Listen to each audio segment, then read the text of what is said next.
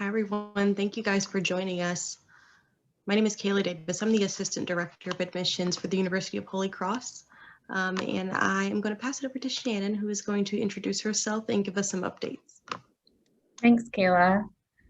Hi, good morning, everyone. I'm Shannon Barrio. I work at Metairie Park Country Day School as a college counselor. And before we get started, we're just going to give some legislative updates, both for Louisiana and kind of what NACAC is working on. And I'll introduce Wendy Rock to talk about the Louisiana legislation. Dr. Wendy Rock is a professor of counseling and the school counseling program coordinator at Southeastern Louisiana. And she'll be talking about some Louisiana legislative policy updates right now. Thank you. Thanks. And also, Kayla, I'm a Holy Cross grad. Got my PhD from University of Holy Cross, so I'm a fan. I'm so glad to hear it. I'm so glad to hear it.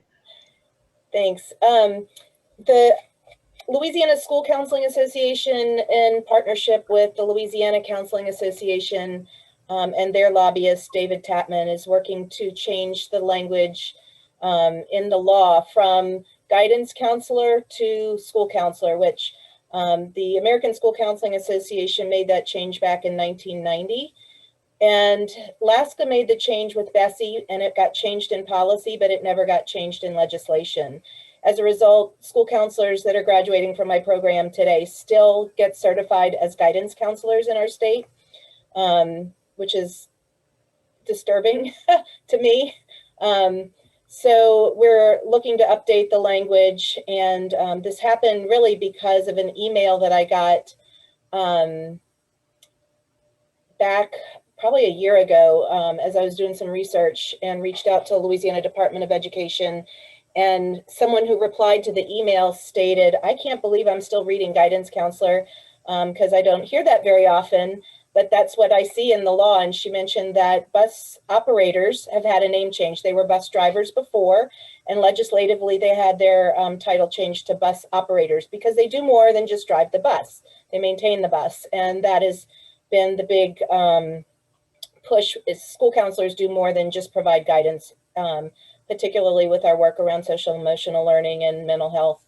So that's the impetus for this change. Barbara Freiberg is the representative that is sponsoring the bill. I have in front of me, it says HLS 21 RS 404. Not sure what all of that means, but Mr. Tapman sent me the language to look at just to make sure it's correct before it gets filed. So that's where we are. Wendy, is there a way that we can support the bill? Do you recommend we just reach out to the representative and just send an email and show some support? You can. I don't think there's going to be any, I don't see any resistance or opposition to it. So, you know, I don't know how much support it needs. It's long overdue, but certainly it wouldn't hurt to mention it. And of course, I've also reached out to Amy Freeman, who Shannon, I know that you know, because she's a Country Day mom, well, she was as well. And she is actually seatmates with Representative Freiberg, and they're both on the House Education Committee. So Amy's aware of the bill and is willing to support it as well. I have her cell phone number so that I can text her if anything comes up. But yeah, I certainly any support, or as long as they know that this is a supported you know, legislation, I think that's always good. But like I said, I'm not expecting any, you know, resistance to it. So excellent. I've included the Representative Freiberg's name in the link that I'll drop into the chat. So if anybody wants to offer just some support, feel free to do that. I'm going to just update on what NACAC's policies are and what they're supporting. They have some action alerts. I think the action alert is going out today, but the big thing that they're pushing for, again, also long overdue, is the student to counselor ratio.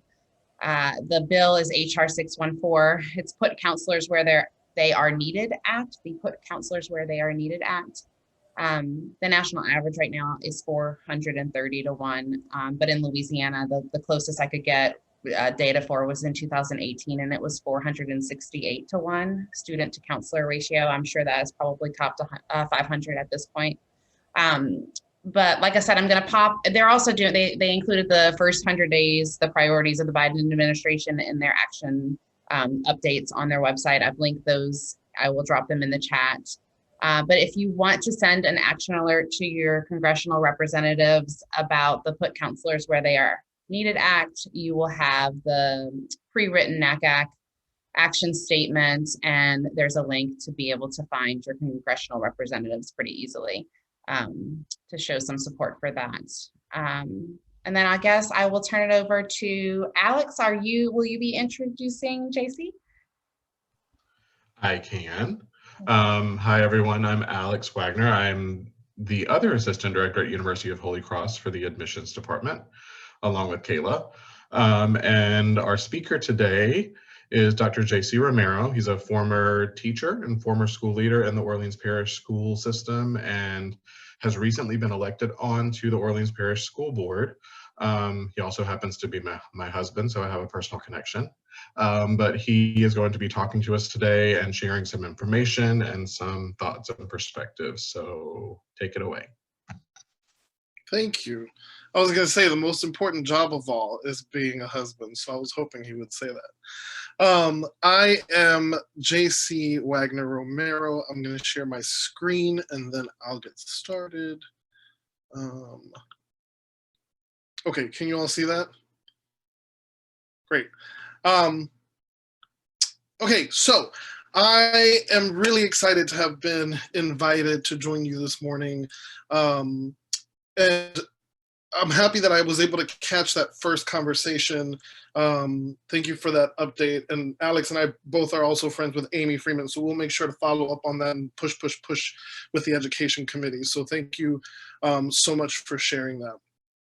Today, I am going to be talking a little bit about the teacher shortage that we know. If you're a counselor, I'm sure you know that the national teacher shortage has gotten bigger and bigger and bigger and bigger over the last several years.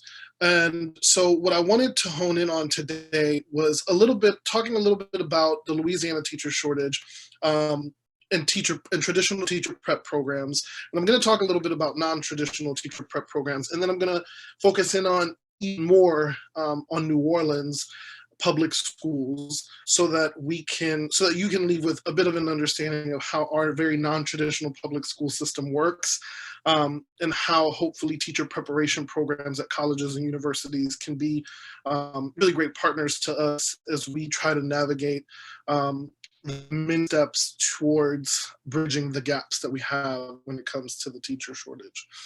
So I try to come up with a very clever title here, so I titled it, but we're preparing them, aren't we? Coming up short, the Louisiana teacher shortage and teacher prep programs. Before I get started, I want to talk a little bit about me and sort of my positionality so that you have a little bit of insight as to where my thinking comes from and sort of how my experiences have informed where we are today. So I was born and raised in New Orleans. My family immigrated here from Nicaragua. I've been a lifelong educator. I've been in informal education and formal K-12 ed and higher ed. When I talk about informal education, I'm talking about working for a nonprofit doing education advocacy work. And then, of course, I live in a household of educators. So my husband works for a university. I, up until recently, was the chief of staff for a network of public charter schools and chief academic officer. And now I'm on the Orleans Parish School Board. Okay, so my why. Anytime I give any kind of presentation or any kind of PD, I like to talk about my why as it relates to this particular presentation, as it relates to this kind of work. And then I highly recommend anybody who does a presentation in the future, sharing your why with people, I think is super powerful. So we know that Nelson Mandela said, education is the most powerful weapon which you can use to change the world. I wholeheartedly believe in this quote. I try to live by it and think about it daily.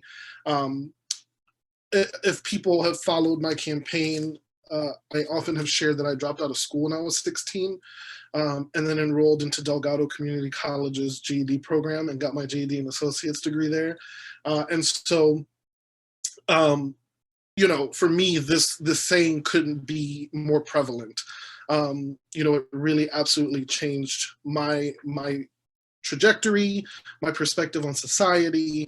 And so that's sort of my why I'm doing this work, and why I think the conversation that I hope to lead today is important.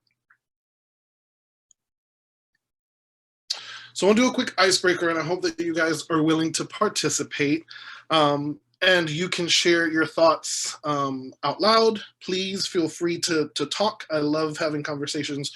Or if you're not a chatter, please feel free to put your thoughts in the chat box. So what I'd like for us to do is to do a quick reflection. And I want us to think about the teachers that had the greatest impact on us. So taking many steps back, going back many years, and thinking about those teachers that had the greatest impact on us. And I want us to reflect on some of the things that come to mind about those teachers that were good, some positive characteristics, some positive values that maybe they instilled or lived by in their box, in their classroom, any tremendous teaching methods that they had. So I'm going to give you all about 2 minutes to think about that, and then I will open it back up, and hopefully we can start a discussion.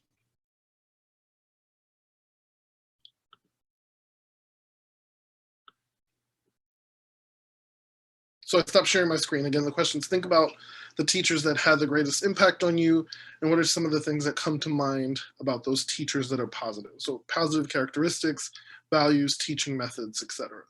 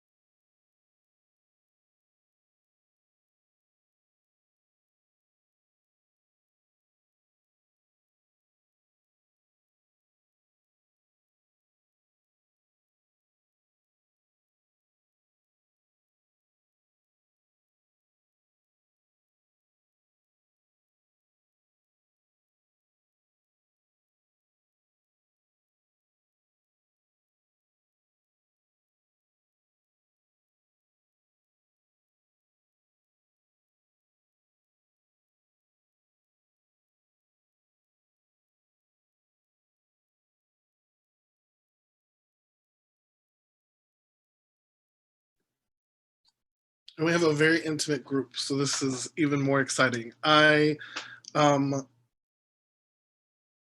much prefer having a very intimate group than like 100 people, so that we can actually engage. Okay, is anybody wanting to share some of the positive things that come up when you think about those really awesome teachers you had? I'll share. I think when I think back on the teachers that made the biggest impact on me, were the teachers where I felt safe and accepted and valued in the classroom. This is Megan Rolfe. I'll share. I think the teachers that made the biggest impact on me were ones who kind of singled me out individually and pushed me to challenge myself. For example, they gave me books to read that had nothing to do with assignments. And I felt like if I didn't do it, I'd be letting them down in some way because, they had higher expectations of me in some way.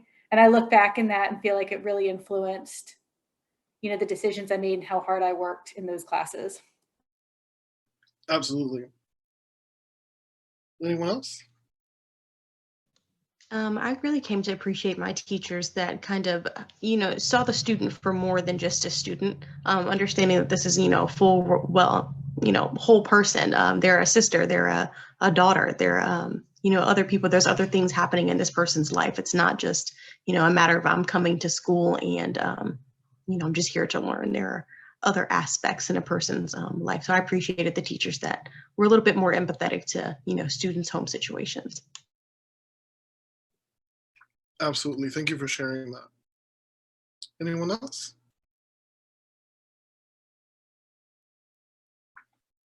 Okay.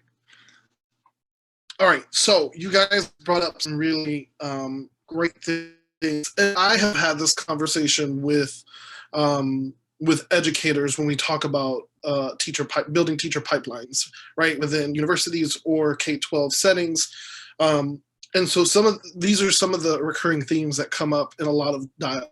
So when you felt the teachers that made you feel safe and accepted and valued, those who pushed you to feel, to challenge yourself, with high expectations. Like Kayla said, some of those who really saw us as sort of a whole person, right? And understood the many intricacies involved in living and being a human, right? And so those are some really, really powerful answers. And those are some things that come up in a lot of the conversations that we have as it relates to this particular topic. But one of the things, excuse me, that I often remember when I was in school was that those teachers were there year after year after year. And so in a lot of instances, and I went to public schooling, by the way, so it was almost it was a blessing to have had those to see those same faces and to have those same encouragers there year after year. And today we're facing what I believe to be a crisis, that essentially that is not the case in a lot of schools today. And so I'm going to share my screen again.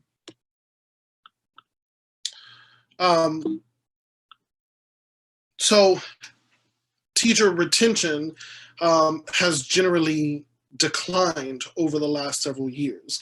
And so those same people that made us feel, or that make children feel safe and accepted and valued, pushed to be challenged with high expectations, those who treat you as a whole person, see you as a whole person, are oftentimes the same people that aren't maybe there for those same students today, for a variety of reasons, and we'll look into that. So teacher retention over the last 5 years, and I try to root everything in data, and so I apologize for not citing the data that I'm using, but I hope you trust me in this. But over the last 5 years, there's data that shows that retention has been at about 50%. So teachers will leave their jobs within 5 years. 50% of teachers will leave their jobs. In New Orleans, the statistics are a bit higher, and I'll share that with you in just a little bit. In Louisiana, looking at a state, approximately 45% of teachers will leave their jobs within 5 years for a variety of reasons. Teaching, I don't know if there are any people who have taught here or who work, well, I know that there are people who work in schools. Alex and I both have been teachers. It is one of the most difficult jobs I have ever had in my life, because we're not only teachers, right? We're caregivers, we're counselors, and so it's a very difficult thing to keep up with, and it's often a job that's not sustainable. So in New Orleans, approximately 64% of teachers leave their jobs within 5 years. So thinking about those people who make us feel safe and accepted and valued, 64% of those folks leave their jobs within 5 years. And so there are a lot of social and emotional issues that come with that, right? That impact children. Instability, we know, is a critical issue in a lot of homes, particularly homes of color, and homes that are within poverty. So this is where I'm going to talk a little bit about, and you all as counselors will probably recognize a lot of the things that I'm going to be talking about. But I'm going to go into talking about traditional teacher prep programs, and I tried to take a lot of different. I looked at like UNO, SUNO. Tulane is rebuilding their program, and I'm on their advisory council, so I tried to look at their curricula, and then some other surrounding colleges and universities to sort of put together one comprehensive, what does a teacher prep program look like in general within a traditional college and university. And then I'm going to go into talking non-traditional programs, and then I'm going to come back to the whole teacher retention dialogue. So we know that there are colleges and universities that have what we call in sort of the K-12 world traditional teacher prep programs. They typically offer bachelor's degrees in education. Students choose a concentration, typically it's early childhood, elementary track, a middle school track, high school track. Upper level programs require students to choose a subject specific concentration. So you can choose math, English, history, whatever your heart desires. And then of course, students take examinations to show proficiency in coursework and their expected teaching areas. Students often take 3.5 years of coursework, about 3 years of coursework, and then a semester or so of student teaching. On average, prior to student teaching, students may engage in approximately 120, again, this is on average, super generally speaking. If you have an institution that does more, that's incredible. About 120 hours of classroom experience and or practicum, and then approximately 600 hours or so of student teaching. So that was a bit of an overview as to what traditional teaching programs can look like. we're going to look at some data in New Orleans, and then we're going to talk about some gaps that exist, and we can have a dialogue as to how we can work together to sort of bridge these gaps so that we can have those really amazing teachers stay in the classroom for as long as possible. So in New Orleans, there are about 3,200 public school teachers. This slide here, I want to be mindful of time. This slide here breaks it down by race and teacher experience. The majority of the classroom workforce in New Orleans are teachers of color, which is great because they're representative of the student population that we have in New Orleans. But if you look on the right-hand side, teacher experience, the number of years of teaching experience does vary. And so about 31% of our workforce in the OPSB have 0 to 2 years of teaching experience. And then 46% have about 3 to 11. But I have to correct this in saying that 46% within 3 to 11, it's more so like 3 to 5. 46% is about 3 to 5. So this is a little bit deceiving, but I used New Schools for New Orleans' data to share this. And then about 24% of teachers have 12 years of experience or more, and that's a rarity in the New Orleans public school system. I know, having been a school principal, I probably had about a 60% teacher retention rate every year.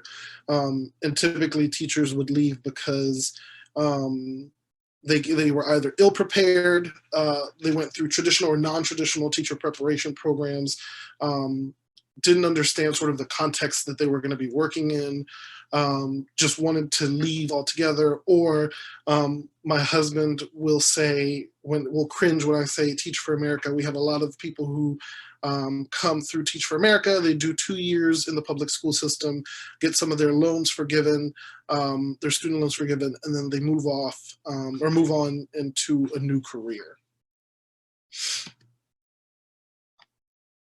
So last year, over 900 of the city's 3,200 teachers, which is almost 30% of our teaching force, left teaching in our public schools for a variety of reasons. But 60% of that left public education in Louisiana.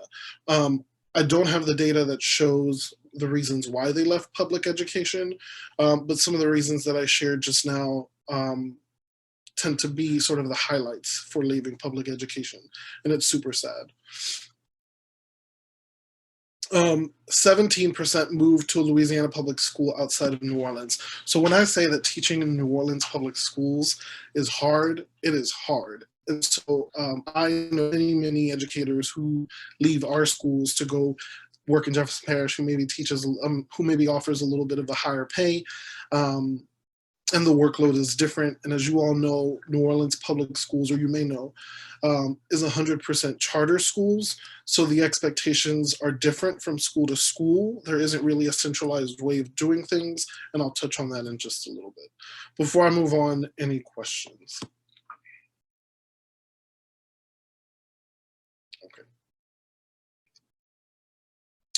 I put some charts here to show who's leaving the profession, predominantly people of color and female educators, but female educators are the ones that make up a large majority of the teaching profession in New Orleans. Here's more data, who's leaving the profession in terms of years of experience. We're seeing teachers who have been there between 0 to 5 years are the ones that are leaving the profession the soonest. All right, so I'm gonna take us from just a bunch of information and I'm gonna focus us in a little bit on New Orleans. So 100% of schools in New Orleans are charter schools. So unlike traditional public schools, charter schools do not require formal teacher preparation or training, nor education certification. So I can't see your faces, but if you made a face, I will say this. I was one of those people who went from, I got a bachelor's degree in sociology, I did education advocacy work, said I wanted to change the system. And so I wanted to work in the New Orleans public school system, found an opportunity, and then ended up being one of those who was not formally trained, but then got my master's in education. Approximately 60% of teachers in New Orleans are not certified. And of that 60%, about 40% are enrolled in a non-traditional teacher preparation program. So that is to say that very few teachers in New Orleans come from traditional teacher prep programs, and those are programs from universities and colleges that offer bachelor's degrees or even master's degrees in education. So I think that this is really critical data. So if you're not from New Orleans, you might be shocked by the fact that 60% of our teachers are not certified in New Orleans, and that 40% of people who are enrolled in some kind of certification program are in non-traditional teacher prep programs. And so I know that in a lot of conversations that I've had with non-educator friends, they'll share that, you know, they wouldn't want a doctor who didn't go through med school to you know, operate on them. And so the same goes for public schools, right? We want high quality teachers who are trained and who high quality teachers who are trained and who understand sort of the dynamics of teaching and like the intricacies involved in working with children. So I am going to read a few of the chat. Yeah, 77% have less than a dozen years of experience. Wendy taught at McDonough at 24 in 92 before leaving to get her master's degree. I'm sure it was a challenging year. Yes, so it is a trend nationwide that fewer teachers are going through traditional prep programs. Absolutely. And so that's, again, because, like Alex said, because of the teacher shortage, right? So we have a huge teacher shortage across the nation. And that's exactly why in New Orleans, this is also the case. People are going through non-traditional teacher preparation programs, which I'll mention in just a bit. And a lot of school districts across the country are also waiving the need to be certified just because they need bodies in a classroom. So absolutely, that is the case. Okay, so non-traditional teacher preparation programs are programs that lead to some kind of certification. Some non-traditional teacher prep programs could be Teach for America, Teach NOLA, the New Teacher Project, and they focus heavily on practice. So these are programs in which students are already placed in classrooms as teachers, but they're assigned a coach. And they engage in what we call observation and feedback cycles. So coaches come in the classroom, they observe their practice, they get feedback on their practice, and then they implement whatever feedback they get for a new cycle. One of the things that non-traditional teacher preparation programs, particularly in New Orleans, are engaging in is greater emphasis on socially and culturally relevant pedagogy, which I'll talk a little bit about in just a minute, and how looking at teacher preparation programs nationally. When I applied for a professorship a few years ago up north, this was a critical conversation that we had, that just traditional teacher prep programs in colleges and universities don't really focus on sort of the socially and culturally relevant pedagogy and the historic traumas that impact young people. And that's for a variety of reasons. And I'll get into that in just a minute. And non-teacher prep programs typically last about 1 to 2 years, depending on the program that you are in. So what's up with traditional training programs? So there's some literature that shows that traditional training programs are sometimes considered antiquated in terms of organization and methodologies. There's often a heavy emphasis on theory, but not enough on practice. Little focus on socially and culturally sustaining pedagogy. Understanding sort of where our students come from, historic traumas that have impacted a community, the many isms that exist in society and how they relate to education are often not talked about in meaningful ways. The teacher-student models versus the coach-learner model is what tends to exist in university environments, and often too little practicum hours. So I shared earlier about the 120. But I do want to talk a little bit about, let me go back, the socially and culturally sustaining pedagogy piece.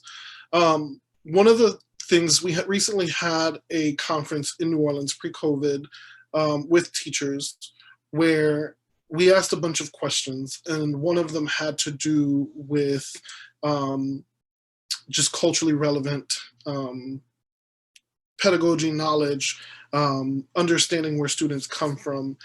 And a lot of teachers shared that if they could pick one thing, so I mean, we talked about behavior management, we talked about understanding by design, we talked about, curriculum development, but if there was one thing that they wish that either their program or the school that they work in would talk about more or would unpack more, would be the many isms that exist in society and how they impact young people, thus impacting their educational experiences so that they could better support their learners.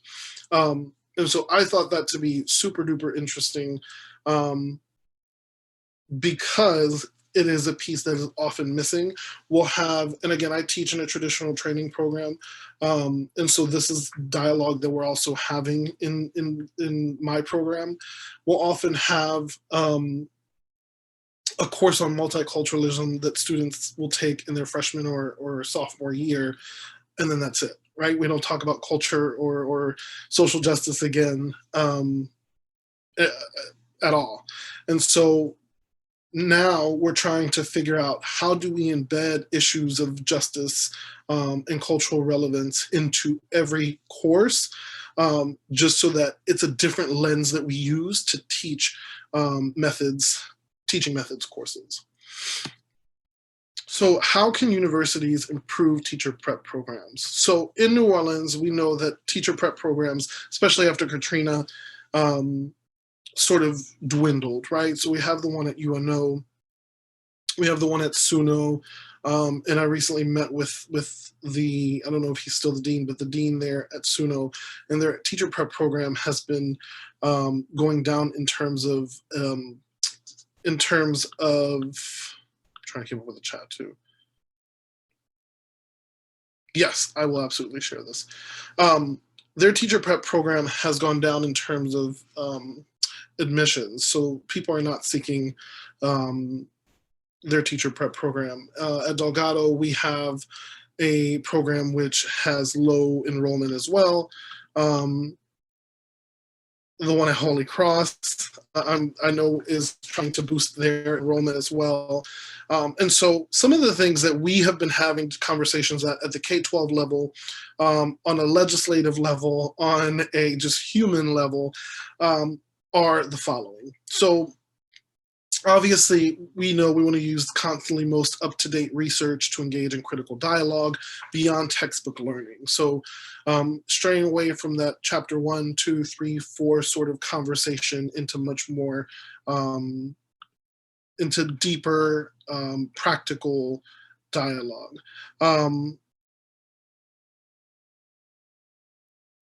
Wendy, I'm going to touch on that, on your comment in just a minute. I think that's great.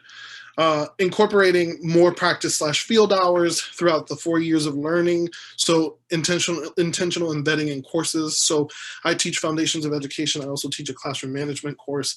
So I ask that my students, or I work with them to place them at schools where they can do more observations and more engage more with students, so that they can get more practice from year 1.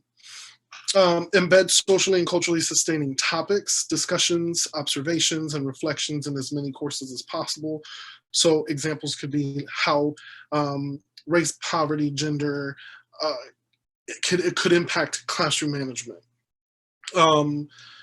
Teaching culturally relevant topics in real history in our schools.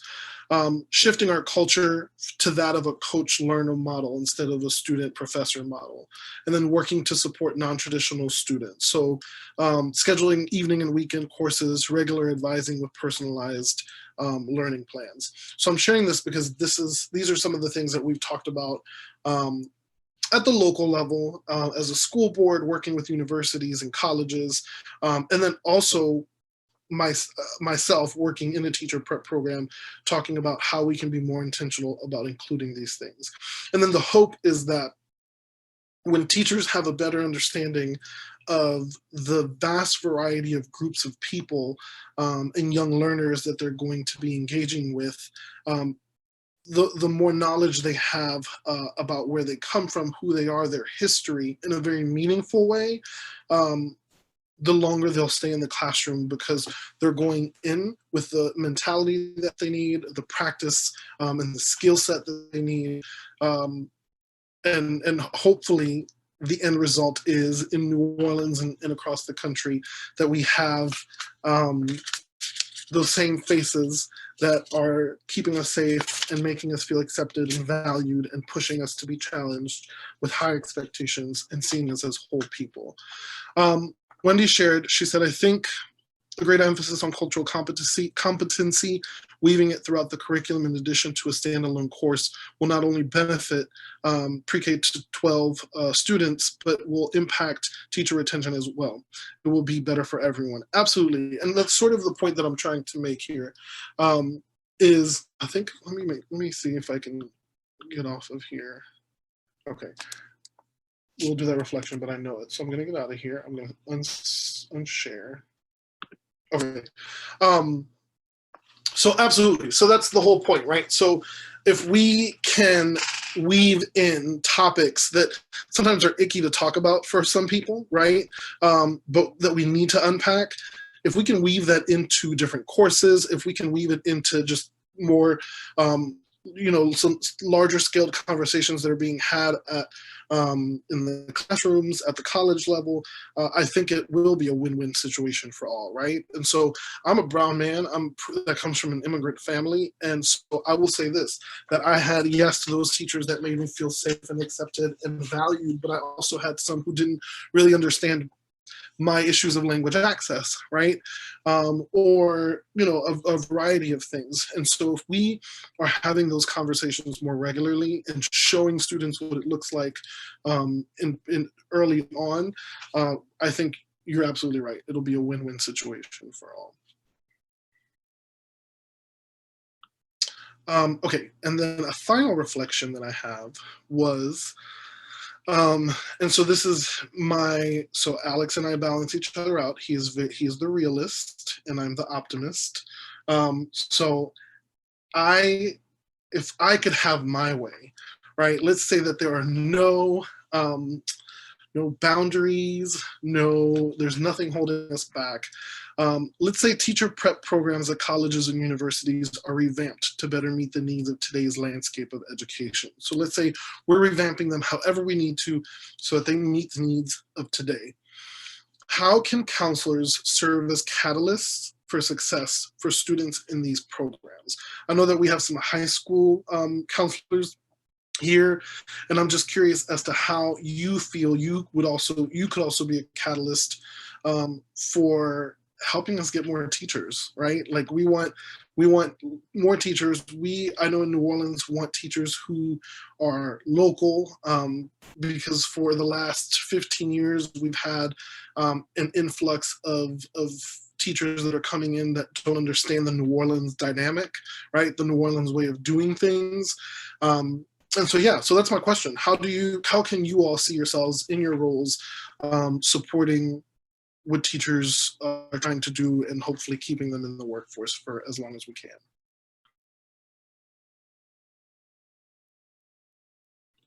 And feel free to share now. I know I have 3 minutes, so yeah, feel free to share. Put it in the chat. I can read it out.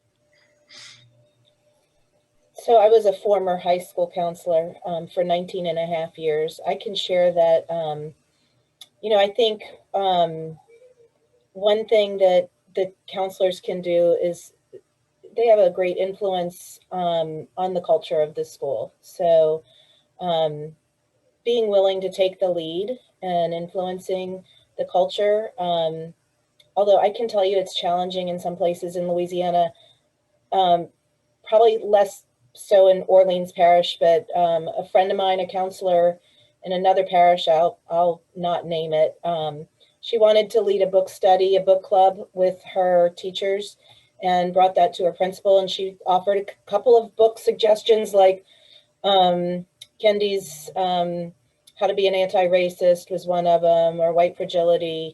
And her principal asked the superintendent, and then the superintendent came back and said, absolutely not. We don't want to open that can of worms. That's just going to create problems. So I think there can be challenges depending on the leadership, but I think school counselors just have to work and advocate because they do have the experience, the education, the skills in terms of human growth and development and cultural competency to work with teachers. Also, I'm reading a really great book that I highly recommend called Coaching for Equity by Elena Aguilar is her last name. Yeah. So good. So I think that can be like just getting more knowledgeable about how to help teachers can help. I wholeheartedly agree. I have that book somewhere. It is really great. I agree. I think, one of the things that counselors can certainly do at the high school level is be champions when it comes to advocate, like you said, advocating for having these kinds of conversations, right? You have the experience, you work with a variety of students and you learn their home lives and, whatever the case might be. And I think sometimes leaders, and I've worked with leaders and I've coached leaders that don't want to open up that can of worms because they're afraid of a variety of things, right? Like, pardon my language, they're afraid of pissing people off. They're afraid of having to reflect on their own biases because none of us want to be racist, right? But I think that counselors can certainly be really great thought partners and coaches, like you said, coaching for equity and coaching leaders to engage in that kind of dialogue. And it doesn't have to be negative, right? It's just the reality of society. And, I always tell my students at the beginning of class, in my foundations class, because you would think a foundations of education class, you're going to learn a little bit of classroom management, a little bit about curriculum. I always tell them we're going to have very uncomfortable conversations that are uncomfortable for me to have because I'm a man and I have my own privileges as well. But in the end, it's going to be a win-win situation for all of us when we understand others, right? When we understand the other. So I think that you're absolutely right and hit the nail on the head. Thank you for sharing that. Terry said, because of the year-long residency, which we think is a good thing, it is impossible to complete our undergrad teacher prep program in 4 years. We have more students doing a bachelor's and starting the MAT between junior and senior years. Terry, do you mind talking about what your program looks like? I'm curious if they're starting their MAT. Oh, got it. So it's one of those tracks where you get a bachelor's degree and a master's degree within a 5-year period. Yes, yes. We at Centenary just had such a difficult time with students looking at that undergrad program and a 5-year program. And, you know, we're here a small liberal arts private school that's expensive. And so we've just had more, we still have some key undergrad courses that we offer. And just like you talk about, I teach a Foundations of Learning undergrad course that's got an education number to it, but it counts as a social science, it counts as a couple other, but in that class, we have those difficult conversations. We talk about, you know, the diversity issues, the equity issues, the, you know, homeless students. We have the observation, you know, not this year, but we have the practicum hours where we send our students to observe those things in schools to try to give students a taste of what an education of what being a teacher is like. But we are pushing them to that MAT program because it's to their advantage. Their 5th year, they're earning a salary. And we just, you know, we're doing our best to give them as much because they start that MAT between their junior and senior years and start to take some of those graduate level courses in, you know, pedagogy and theory, not just theories of learning, but classroom management and those kinds of things, so that they have that, you know, have that preparation by the time they're doing their first, you know, that 5th year of teaching. Right. No, that's great. And does your program, is it a bachelor's in anything, and then in their junior year they can enroll into the MAT program? How does that work? I'm curious because I know some that some colleges and universities not in New Orleans that do that, that have had great success. So I'm just curious as to how you guys are making it work.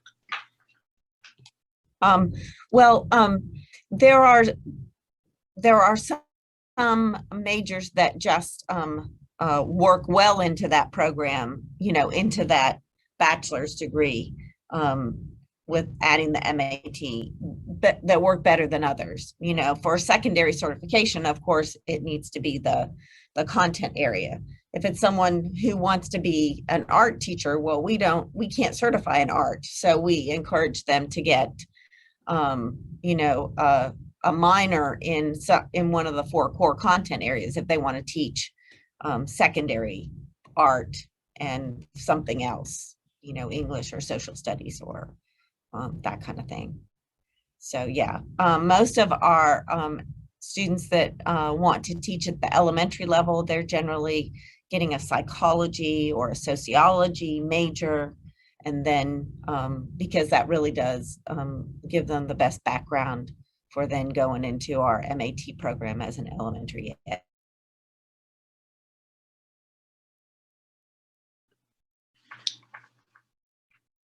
Uh-oh, does she freeze on us? No, that's really great. Thank you for sharing that. That is sort of the direction that I would like to see a lot of these teacher prep programs go in. and I think, and thank you, Terry, even if you can't hear me, I hope you can, for having those difficult conversations and being willing to have those kinds of conversations in the classroom. And we need more people like that who are willing to do that. So, okay, so that is my presentation / conversation with you all. I'm really excited to have been invited. Thank you all so very much. And I am putting my email address in the chat. Feel free to email me if you need a critical thought partner in this work, or if you just need to vent, or if you're in the New Orleans area and when things look up, you want to just get a glass of wine. I am A-okay with doing that as well. So thank you all for the invitation. Thank you everybody so much for joining us today. And I'll just quickly mention, especially to Terry and Wendy in school counselor programs, prior to being a college-specific counselor, I worked in school counseling as well. And I didn't really know about college counseling as a profession when I was becoming a school counselor. But this year, the SACAT conference is free for all participants. So if you want to let any of your students know or friends, counselor friends, it's April 19th through the 21st. And it's all virtual this year, but it's a great opportunity for professional development and just to kind of get some knowledge about the field. So y'all are welcome. Thank you. And I guess if there are no more questions or comments, we'll go ahead and wrap up, everybody. Thank Thank you. you so much for participating. Y'all have a good rest of your day. Thank you.